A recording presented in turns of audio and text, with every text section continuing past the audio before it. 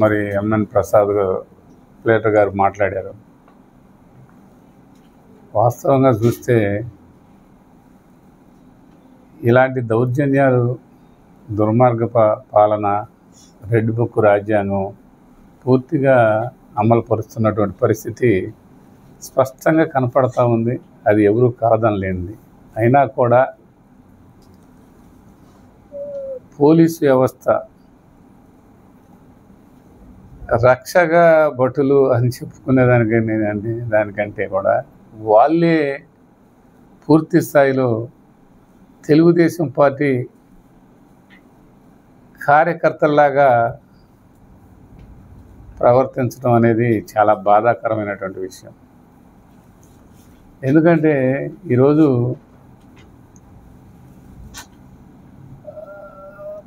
వినుకొండ పట్టణంలో రసీదు హత్య అనేది అది జరిగిన దగ్గర నుంచి రోజువారీగా ఇలా ఎవరైతే దాంట్లో విట్నెస్లుగా ఉన్నారో, ఎవరైతే ముస్లిం సోదరులు యాక్టివ్గా మరి ఉన్నారో, వైసీపీకి అనుకూలంగా ఉన్నారని వాళ్ళు ఆ రసీదు హత్య కేసులో పూర్తి స్థాయిలో విట్నెస్గా వాళ్ళు మానుకోవాలని చెప్పి ఇలాంటి దుర్మార్గాలన్నీ చేస్తున్నారు. అసలు విషయం ఏంటంటే అంత దారుణంగా నరికి చంపినటువంటి పరిస్థితి. అది ఆ రోజు కూడా పోలీసులు దగ్గరలో ఉన్నటువంటి పరిస్థితి. పోలీసులు చూస్తుండగా, పబ్లిక్ అంతా చూస్తుండగా రసీదును హత్య చేసిన పరిస్థితి. దానికి విట్నెస్లు ఉంటే మీరన్నీ ఆ విట్నెస్లు మానుకోవాలని ఇక్కడ ఉన్నటువంటి సిఏ గారు, ఇప్పుడున్నటువంటి సిఏ గారు చాలా దుర్మార్గంగా, అది నిజంగా నిన్న పెళ్ళిలో, ఇప్పుడు చెప్తుంటే పెళ్ళిలో పాటలు వాళ్ళకు నచ్చిన పాటలు వేసుకుంటారు. పెళ్ళికి కూడా మీ పర్మిషన్ కావాలా సిఏ గారు? ఎవరు పెళ్లి చేసుకోవాలన్నా మీ పర్మిషన్ తీసుకోవాలా? ఎవరు అభిమానం పొంది వాళ్ళు మైకు పెట్టుకుంటారు, ఆ పెళ్ళిలో పాటలు పాడించుకుంటారు. దాన్ని పోలీసు వారి పర్మిషను కావాలా? అంటే తెలుగుదేశం పార్టీ వాళ్ళే పాడించుకుంటే ఏమి ఇబ్బంది లేదు, వాళ్ళు జెండాలు పెట్టుకుంటే ఇబ్బంది లేదు, వాళ్ళు బ్యానర్లు కట్టుకుంటే ఇబ్బంది లేదు. కానీ వైసీపీ వాళ్ళు బ్యానర్ కట్టకూడదు,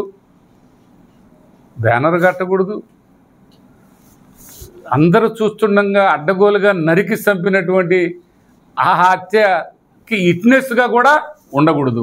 ఉంటే మిమ్మల్ని రోజువారీ తీసుకొచ్చి ఇలాంటి అక్రమ కేసులు బనాయిస్తామని డైరెక్ట్గా సిఏ గారు చేస్తున్నటువంటి పనులు చాలా దుర్మార్గంగా ఉన్నాయబ్బా.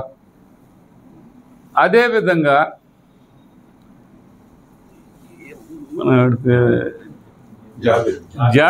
జాబిరు వాస్తవంగా నిజంగా అతను లివరు, కిడ్నీలు అవన్నీ ప్రాబ్లం.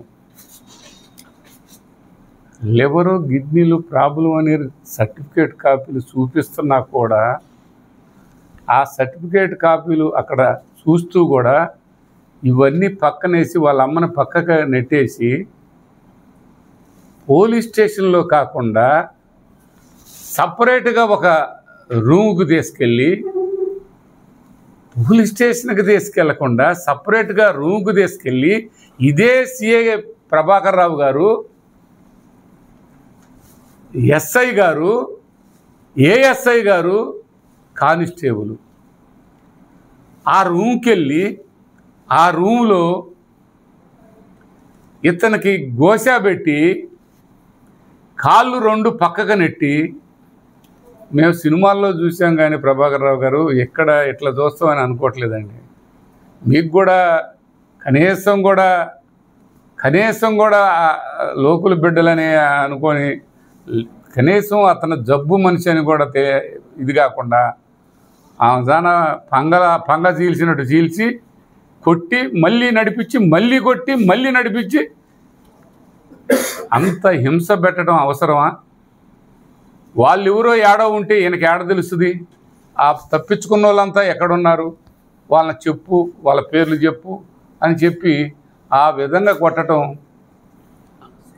ఎంతవరకు న్యాయమని అడుగుతున్నాను. సిఏ గారు, మీకు అధికారం ఉండొచ్చు, దేవుడు అనేవాడు కూడా ఉన్నాడు, దేవుడు కూడా ఉన్నాడండి. ఈ విధమైనటువంటి మరి పూర్తి స్థాయిలో మీ విధానాలు చూస్తూ ఉంటే ఎక్కడికక్కడ నిన్ను రూరల్ నుంచి ఇక్కడికి టౌన్కు తెచ్చుకున్నారు. బాగా కొట్టాలి, టౌన్ వాళ్ళని బాగా ఇబ్బందులు పెట్టాలంటే నువ్వే బలవంతుడివి అని చెప్పి నిన్ను తీసుకొచ్చుకున్న మాట వాస్తవం. నువ్వు తీసుకొచ్చుకున్నావు, చెయ్యి. అందరికీ ఇప్పుడు నాకు ఒక న్యాయం, నీకు ఒక న్యాయం అండి. కనీసం కూడా పోలీసు వ్యవస్థ మీద నమ్మకాన్ని, గౌరవాన్ని కనీసం కూడా లేకుండా చేసే పరిస్థితి చేస్తున్నారు మీరు.